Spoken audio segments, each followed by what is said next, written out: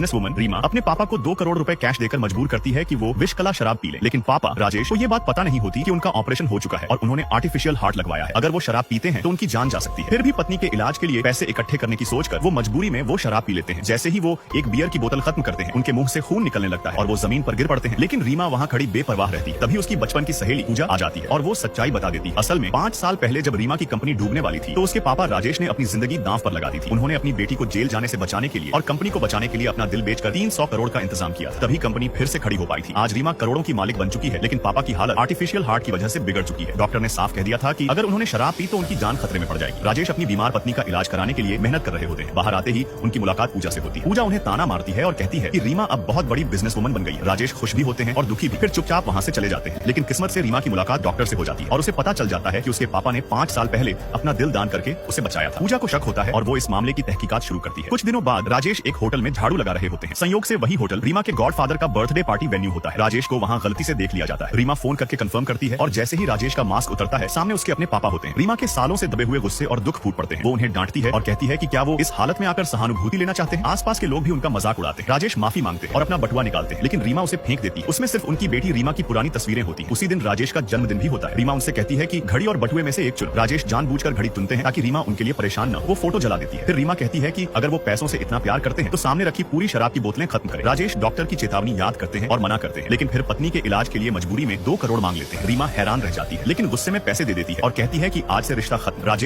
राजेश शराब पीते ही जमीन पर गिर जाते हैं। तभी पूजा डॉक्टर के साथ पहुंचती है और असली सच्चाई सबके सामने आ जाती है। रीमा समझ जाती है कि उसके पापा ने उसे बचाने के लिए अपनी जान दांव पर लगा दी थी।